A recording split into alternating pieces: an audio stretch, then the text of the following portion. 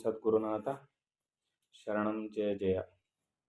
ಓಂ ಸಚ್ಚಿದಾನಂದ ಶರಣಂ ಜಯ ಜಯ. ಎಲ್ಲರಿಗೂ ನನ್ನ ನಮಸ್ಕಾರಗಳು. ಜ್ಞಾನೇಶ್ವರಿ ಗೀತಾಮೃತ ಶ್ರೀ ಕೃಷ್ಣ ಅರ್ಜುನರ ಸಂವಾದ ರೂಪವನ್ನು ನಾವು ನೋಡ್ತಾ ಇದ್ದೋ.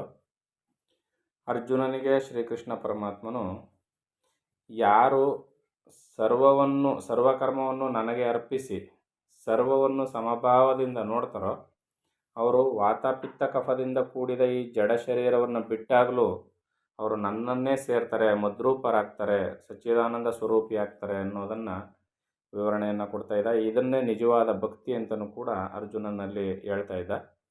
ಇದನ್ನೆಲ್ಲ ಕೇಳಿದಂಥ ಅರ್ಜುನನಿಗೆ ಕೃಷ್ಣನಲ್ಲಿ ಒಂದು ಮಾತನ್ನು ಕೇಳಬೇಕು ಅನ್ನಿಸ್ತು. ಅದೇನಪ್ಪ ಅಂದರೆ, ವೀರರೆಲ್ಲ ಶ್ರೇಷ್ಠನು, ಸೋಮವಂಶದ ವಿಜಯ ಪತಾಕೆಯು, ಪಾಂಡುನಂದನೂ ಆದ ಅರ್ಜುನನು ಶ್ರೀಕೃಷ್ಣನೊಡನೆ ಹೀಗೆಂದನು: ಹೇ ದೇವ, ನೀನು ತೋರಿಸಿದ ಅದ್ಭುತವಾದ ವಿಶ್ವರೂಪವನ್ನು ನೋಡಿ ನನ್ನ ಮನಸ್ಸು ಗಾಬರಿಗೊಂಡಿತು. ನನಗೆ ಮೊದಲಿನಿಂದಲೂ ಪರಿಚಯವಾಗಿದ್ದ ಈ ಸುಂದರ ಕೃಷ್ಣಮೂರ್ತಿಯ ಸ್ವರೂಪವೇ ಪ್ರಿಯಕರವೆಂದು ನನ್ನ ಮನಸ್ಸು ಅಪೇಕ್ಷಿಸುತ್ತಿದೆ. ನೀನು ನನ್ನ ಮಾತನ್ನು ಕೇಳದೆ ಧಿಕ್ಕರಿಸಿದೆ. ನೋಡಿ, ಅರ್ಜುನ ಹೇಳ್ತಾನೆ, ನನ್ನ ಮಾತನ್ನೇ ಕೇಳಲಿಲ್ಲ ಪರಮಾತ್ಮ ನೀನು, ನನಗೆ ವಿಶ್ವರೂಪ ತೋರಿಸ್ಬಿಟ್ಟೆ ನೀನು ಅಂತ. ಹೇ ದೇವ, ನೀನು ಒಬ್ಬನೇ ಇದ್ದರೂ ನಿನಗೆ ವ್ಯಕ್ತ ಮತ್ತು ಅವ್ಯಕ್ತ ಅಂದರೆ ಸಗುಣ ಮತ್ತು ನಿರ್ಗುಣವೆಂಬ ಎರಡೂ ರೂಪಗಳಿವೆ. ಪರಮಾತ್ಮ ನೀನು ಒಬ್ಬನೇ ಇದೆಯಾ, ನಾನು ನೋಡ್ತಾ ಇದ್ದೀನಿ, ಕೃಷ್ಣ ರೂಪದಿಂದ ಇರೋರು ನೀನು ಒಬ್ಬನೇ. ಆದರೆ ನಿನಗೆ ವ್ಯಕ್ತ ಮತ್ತು ಅವ್ಯಕ್ತ, ವ್ಯಕ್ತ ಅಂದರೆ ಕಾಣಿಸಿಕೊಳ್ಳುವುದು, ಅವ್ಯಕ್ತ ಅಂದರೆ ಕಾಣಿಸ್ತಾ ಇರೋದು, ಅಂದರೆ ಸಗುಣ ರೂಪ, ಸಗುಣ ಅಂದರೆ ಕಾಣಿಸಿಕೊಳ್ಳುವುದು, ನಿರ್ಗುಣ ಅಂದರೆ ಕಾಣಿಸ್ತಾ ಇರೋದು ಎಂಬ ಎರಡು ರೂಪಗಳಿವೆ. ಭಕ್ತಿಯಿಂದ ಸಗುಣ ಉಪಾಸನೆಯನ್ನು ಮಾಡುವವರು ಸಗುಣ ಸ್ವರೂಪವನ್ನು, ನಿರ್ಗುಣೋಪಾಸನೆಯನ್ನು ಮಾಡುವವರು ನಿರ್ಗುಣ ಸ್ವರೂಪವನ್ನು ಹೊಂದುವರು. ಹೇ ವೈಕುಂಠಾಧಿಪತಿ ಗೋಪಾಲಕೃಷ್ಣ, ನಿನ್ನನ್ನು ಸೇರಲು ಸಗುಣ ನಿರ್ಗುಣವೆಂಬ ಎರಡು ಮಾರ್ಗಗಳಿವೆ ಎಂಬುದು ಗೊತ್ತಾಯಿತು. ಬಂಗಾರದ ಗಟ್ಟಿಯನ್ನು ಓರೆಗಲ್ಲಿನ ಮೇಲೆ ಹೊರೆ ಇಡುವುದರಿಂದಲೂ ಯಾವ ಬಣ್ಣ ಬರುವುದೋ ಅದರ ಚಿಕ್ಕ ತುಂಡಿನಿಂದಲೂ ಅದೇ ಬಣ್ಣ ಬರುವಂತೆ ಏಕದೇಶೀಯವಾದ ಸಗುಣವು ಮತ್ತು ಸರ್ವವ್ಯಾಪಕವಾದ ನಿರ್ಗುಣವು ಇವೆರಡರ ಯೋಗ್ಯತೆಯು ಸಮಾನವೇ ಸರಿ. ಅಮೃತ ಸಾಗರದಲ್ಲಿರುವ ಸವಿಯೇ ಅದರ ತೆರೆಗಳನ್ನು ಕುಡಿದವರಿಗೂ ಉಂಟಾಗುವಂತೆ ಹೇ ಮಹಾರಾಜ, ನನಗೆ ಈ ವಿಧವಾದ ನಿಶ್ಚಿತ ಜ್ಞಾನ ಉಂಟಾಯಿತು. ಆದ್ದರಿಂದ ಯೋಗೀಶ್ವರನಾದ ದೇವನೇ, ಸ್ವಲ್ಪ ಹೊತ್ತಿಗೆ ಮುಂಚೆ ಧರಿಸಿದ್ದ ಸರ್ವವ್ಯಾಪಕವಾದ ವಿಶ್ವರೂಪವು ವಾಸ್ತವವೇ ಅಥವಾ ಕಲ್ಪಿತವೇ ಎಂಬುದನ್ನು ತಿಳಿಯುವ ಇಚ್ಛೆಯು ನನಗಿದೆ. ಇಷ್ಟೆಲ್ಲವನ್ನು ಹೇಳಿದಂಥ ಅರ್ಜುನ ಏನು ಹೇಳ್ತಾನೆ, ನೀನು ನನಗೆ ನಿರಾಕಾರ ಪೂಜೆಯನ್ನು ಮಾಡಿದ್ರೆ, ನಿರ್ಗುಣ ಪೂಜೆಯನ್ನು ಮಾಡಿದ್ರೆ ಅವರು ಆ ರೂಪನೇ ಹೊಂದುತ್ತಾರೆ, ಸಗುಣವನ್ನು ಮಾಡಿದ್ರೆ, ಸಗುಣ ಪೂಜೆಯನ್ನು ಮಾಡಿದ್ರೆ ಆ ಫಲವನ್ನೇ ಹೊಂದುತ್ತಾರೆ. ಸರಿ, ಒಪ್ಕೊಂಡೆ. ಆದರೆ ಇಲ್ಲಿ ವಿಶ್ವರೂಪ ವಾಸ್ತವವೇ, ವಿಶ್ವರೂಪವನ್ನು ತೋರಿಸ್ತೀಯಲ್ಲ ಇದು ವಾಸ್ತವವೇ ಅಂದರೆ ಯಾವಾಗಲೂ ಇರ್ತಕ್ಕಂಥ ಸತ್ಯವಾದ ರೂಪವೇ ಇದ್ದರೆ ಅದು ಯಾಕೆ ಕಾಣಿಸ್ತಾ ಇಲ್ಲ, ಅಥವಾ ಕಲ್ಪಿತವೇ? ಅರ್ಜುನನ ಪ್ರಶ್ನೆ ಚೆನ್ನಾಗಿದೆ.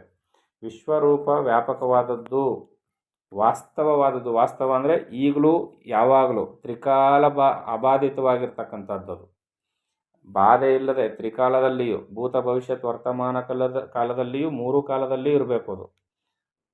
ಆಗ ಕೇಳಿದಾಗ ಅದು ವಾಸ್ತವವೇ ಅಥವಾ ಕಲ್ಪಿತವೇ ಎಂಬುದನ್ನು ತಿಳಿಯುವ ಇಚ್ಛೆಯು ನನಗಿದೆ. ಸರ್ವಕರ್ಮಗಳನ್ನು ನಿನ್ನ ಪ್ರೀತ್ಯರ್ಥವಾಗಿ ಮಾಡುತ್ತಾ ಕೇವಲ ನಿನ್ನನ್ನೇ ಸರ್ವಶ್ರೇಷ್ಠನೆಂದು ಭಾವಿಸಿದ ಭಕ್ತಿಯೋಗ ಮಾಡುವವರು ಏನು ಮಾಡ್ತಾರೆ, ಭಕ್ತಿಯಿಂದ ಪರಮಾತ್ಮ ನೀನೇ ಗತಿ ಅಂತ ಮಾಡೋರು, ಕೇವಲ ನಿನ್ನನ್ನೇ ಸರ್ವಶ್ರೇಷ್ಠನೆಂದು ಭಾವಿಸಿದ ಭಕ್ತಿಯೋಗಿಗಳು ಅವ್ರೇನು ಮಾಡ್ತಾರೆ, ನಿನ್ನ ಪ್ರೀತ್ಯರ್ಥವಾಗಿ ಎಲ್ಲ ಕೆಲಸವನ್ನು ಮಾಡ್ತಾರೆ. ಅವರು ಸರ್ವಕರ್ಮಗಳನ್ನು ನಿನ್ನ ಪ್ರೀತ್ಯರ್ಥವಾಗಿಯೇ ಮಾಡ್ತಾರೆ. ಅಂತಹ ಭಕ್ತಿಯೋಗಿಗಳು ಮನೋರಥಗಳೆಲ್ಲವನ್ನು ನಿನ್ನಲ್ಲಿಯೇ ಐಕ್ಯಗೊಳಿಸಿ ಸರ್ವವಿಧದಿಂದಲೂ ತಮ್ಮ ಹೃದಯದಲ್ಲಿಯೇ ಉಪಾಸಿಸುವರು. ಎರಡನೆಯವರಾದ ಜ್ಞಾನಿಯೋಗಿಗಳು ಓಂಕಾರಕ್ಕೂ ಸಹ ಬೇರೆಯಾಗಿ ಸಾಟಿ ಇಲ್ಲದ ಅವಿನಾಶಿಯೂ ನಿರ್ಗುಣವೂ ವರ್ಣನಾತೀತವೂ ಸರ್ವತ್ರ ವ್ಯಾಪ್ತವಾಗಿರುವ ವಸ್ತುವನ್ನು ಆತ್ಮೈಕ್ಯ ಭಾವದಿಂದ ಉಪಾಸಿಸುವರು. ಆತ್ಮಜ್ಞಾನಿಗಳೇನು ಮಾಡ್ತಾರೆ, ಈ ರೀತಿಯಲ್ಲಿ ಉಪಾಸನೆ ಮಾಡ್ತಾರೆ. ಪರಮಾತ್ಮ ವರ್ಣನಾತೀತ ಆದವನು, ಸರ್ವತ್ರ ವ್ಯಾಪಕವಾದವನು, ನಿರ್ಗುಣನು, ಅವಿನಾಶಿಯು, ಈ ರೀತಿಯಲ್ಲಿ ಅವರು ಜ್ಞಾನದಿಂದ ಪರಮಾತ್ಮನನ್ನು ಅಥವಾ ನಿನ್ನನ್ನು ಪೂಜಿಸ್ತಾರೆ. ಹೇ ಅನಂತ ಪ್ರಭು, ಭಕ್ತಿಯೋಗಿಯು ಭಕ್ತಿ ಮಾರ್ಗದಲ್ಲೂ ಜ್ಞಾನಯೋಗಿಯು ಜ್ಞಾನ ಮಾರ್ಗದಲ್ಲೂ ಹೋಗುತ್ತಿರಲು ಇದರಲ್ಲಿ ಯಾರಿಗೆ ನಿನ್ನ ವಾಸ್ತವಿಕ ಸ್ಥಾನವು ಲಭಿಸುವುದು ಎಂಬುದನ್ನು ದಯವಿಟ್ಟು ಹೇಳಬೇಕೆಂದು ಪ್ರಾರ್ಥಿಸುವೆನು. ನಿನ್ನ ವಾಸ್ತವಿಕ ಜ್ಞಾನ ಯಾವುದು, ವಾಸ್ತವಿಕ ರೂಪ ಯಾವುದು, ಅದನ್ನು ಹೇಳು. ಯಾವುದು? ವಿಶ್ವರೂಪವೋ ಅಥವಾ ಅದು ಸಂಕಲ್ಪಮಯವಾದದ್ದೋ, ಅಥವಾ ನಿನ್ನ ವಾಸ್ತವ ರೂಪ ಯಾವುದು, ವಾಸ್ತವ ಸ್ಥಿತಿ ಯಾವುದು, ಅದನ್ನು ಈ ಭಕ್ತಿ ಯೋಗದವ್ರು ಪಡೀತಾರೋ ಜ್ಞಾನ ಯೋಗದವ್ರು ಪಡೀತಾರೋ, ಇದಕ್ಕೆ ಉತ್ತರ ಹೇಳು ನನಗೆ ಅಂತ ಕೇಳ್ತಾನೆ. ಅರ್ಜುನನ ಈ ಮಾತುಗಳನ್ನು ಕೇಳಿದ ಭಗವಂತನು ಹರ್ಷದಿಂದ ಮೈಮರೆತು ಹೀಗೆಂದನು. ಹೇ ಅರ್ಜುನ, ಲೋಕದಲ್ಲಿ ನಿನ್ನಂತೆ ಪ್ರಶ್ನಿಸುವವರನ್ನು ನಾನು ಎಲ್ಲಿಯೂ ನೋಡಲಿಲ್ಲ. ನಿನ್ನ ಉತ್ತಮವಾದ ಪ್ರಶ್ನೆಗೆ ಉತ್ತರ ಕೊಡುವೆನು, ಕೇಳು. ಪರಮಾತ್ಮ ಇಲ್ಲಿ ಮೊದಲೇ ಏನು ಹೇಳಿದ? ಎಲ್ಲವನ್ನೂ ಎಲ್ಲರನ್ನೂ ಸರಿಸಮಾನವಾಗಿ ಕಾಣಬೇಕು ಅಂತ ಹೇಳಿದ್ದ. ಹೆಣ್ಣು ಗಂಡು ಜಾತಿ ಕುಲ ಧರ್ಮ ಯಾವುದರ ಪರಿಧಿಯನ್ನು ಇಲ್ಲಿ ತಗೊಂಡು ಬರಲಿಲ್ಲ. ಅವು ಯಾವುವು ಇಲ್ಲವೇ ಇಲ್ಲ ಪರಮಾತ್ಮನ ಲೆಕ್ಕದಲ್ಲಿ. ಯಾಕಂದರೆ ದೇಹಗಳಷ್ಟೇ ಇರ್ತವೆ. ಜೀವಾತ್ಮ ಅಂತಕ್ಕಂಥದ್ದು ಸರ್ವರಲ್ಲಿಯೂ ವ್ಯಾಪಕವಾಗಿರ್ತಕ್ಕಂಥ ಪರಮಾತ್ಮನ ಪ್ರತಿಬಿಂಬವೇ ಅನ್ನೋದನ್ನು ಇಲ್ಲಿ ಸಾಬೀತು ಮಾಡಿ ತೋರಿಸಿ, ಯಾವ ಹೆಣ್ಣು ಗಂಡು ಜಾತಿ ಕುಲ ಧರ್ಮ ಭೇದವಿಲ್ಲದೆ ಸರ್ವವೂ ಪರಮಾತ್ಮಮಯವಾದದ್ದು ಅನ್ನೋದನ್ನು ಸಾಬೀತು ಮಾಡಿದ್ದಾನೆ ಕೃಷ್ಣ ಇಲ್ಲಿ ಹೇಳ್ತಾ ಇದ್ದಾನೆ. ಅದಕ್ಕೆ ಅರ್ಜುನ ಪ್ರಶ್ನೆ ಕೇಳಿದಕ್ಕೆ ಹೇಳ್ತಾನೆ, ನಿನ್ನ ಥರ ಪ್ರಶ್ನೆ ಮಾಡಿದವ್ರನ್ನ ನಾನೆಲ್ಲೂ ನೋಡಿಲ್ಲ, ತುಂಬ ಒಳ್ಳೆ ಪ್ರಶ್ನೆ ಕೇಳಿದೆ ಅಂಥೇಳಿ ನಾನೀಗ ಅದಕ್ಕೆ ಉತ್ತರ ಕೊಡ್ತೀನಿ ನೋಡು ಅರ್ಜುನ ಅಂಥೇಳಿ ಪರಮಾತ್ಮ ಉತ್ತರವನ್ನು ಕೊಡ್ತಾನೆ. ಸೂರ್ಯನು ಅಸ್ತಾಚಲದೆಡೆಗೆ ಹೋಗಲು ಆತನ ಕಿರಣಗಳು ಸಹ ಆತನ ಹಿಂದೆಯೇ ಹೋಗುತ್ತಿರುವಂತೆ. ಅಂದರೆ ಸೂರ್ಯ ಪೂರ್ವದಲ್ಲಿ ಉದಯಿಸ್ತಾನೆ, ಅಸ್ತಾಚಲದೆಡೆ ಅಂದರೆ ಪಶ್ಚಿಮ ದಿಕ್ಕಿನಲ್ಲಿ ಮುಳುಗ್ತಾ ಇರಬೇಕಾದ್ರೆ ಸೂರ್ಯನೊಟ್ಟಿಗೆ ಆತನ ಕಿರಣಗಳೂ ಕೂಡ ಆ ಸೂರ್ಯನಲ್ಲಿ ವಿಲಯವನ್ನು ಹೊಂದುತ್ತಾ ಇರ್ತವೆ.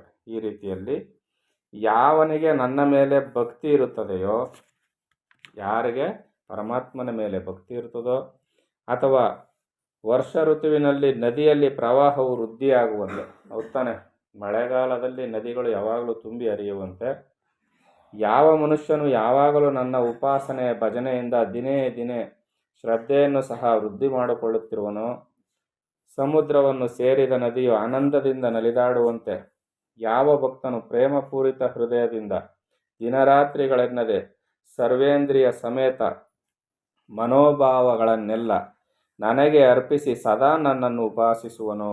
ಈ ಲೈನ್ಗಳು ಬಹಳ ಮುಖ್ಯ. ಈ ಲೈನ್ಗಳನ್ನೇ ನಾವು ಗಮನ ಇಟ್ಟು ನೋಡಬೇಕು. ಏನು ಹೇಳ್ತಾ ಇದ್ದಾನೆ ಇಲ್ಲಿ? ಯಾವ ಭಕ್ತನು ಪ್ರೇಮಪೂರಿತ ಹೃದಯದಿಂದ ದಿನರಾತ್ರಿಗಳೆನ್ನದೆ, ಹಗಲು ಇರುಳು ಎನ್ನದೆ ಸರ್ವೇಂದ್ರಿಯ ಸಮೇತ, ಇಂದ್ರಿಯಗಳೆಲ್ಲವೂ ಕೂಡ ಏನು ಮಾಡ್ತಾ ಇರಬೇಕು? ಪರಮಾತ್ಮನ ಉಪಾಸನೆಯಲ್ಲಿ, ಪರಮಾತ್ಮನ ಸ್ಮರಣೆಯಲ್ಲಿ, ಪರಮಾತ್ಮನ ಜ್ಞಾನದ ಚಿಂತನೆಯಲ್ಲಿಯೇ ತೊಡಗಿರಬೇಕು. ಈ ರೀತಿಯಲ್ಲಿ ಸರ್ವೇಂದ್ರಿಯ ಸಮೇತ ಮನೋಭಾವಗಳನ್ನೆಲ್ಲ ನನಗೆ ಅರ್ಪಿಸಿ, ಭೋಗದ ಇಚ್ಛೆಯನ್ನೆಲ್ಲ ಅಳೆದು ಪರಮಾತ್ಮನಲ್ಲಿಯೇ ಪರಮಾತ್ಮನಿಗಾಗಿಯೇ ಮನಸ್ಸನ್ನು ಮೀಸಲಿಟ್ಟು, ಭಾವನೆಗಳನ್ನ ಮೀಸಲಿಟ್ಟು ಅರ್ಪಿಸಿ ಸದಾ ನನ್ನನ್ನು ಉಪಾಸಿಸುವನು. ಯಾವ ಭಕ್ತನು ಈ ರೀತಿ ನನ್ನ ಸರ್ವಸ್ವವನ್ನು ನನಗೆ ಅರ್ಪಿಸುವನು, ತನ್ನ ಸರ್ವಸ್ವವನ್ನು ನನಗೆ ಅರ್ಪಿಸುವನೋ, ಅವನನ್ನೇ ಪರಮಭಕ್ತನೆಂದು, ಯೋಗಯುಕ್ತನೆಂದು, ಶ್ರೇಷ್ಠತಮನೆಂದು ತಿಳಿಯುವೆನು. ಇವನು ಯಾರವನು?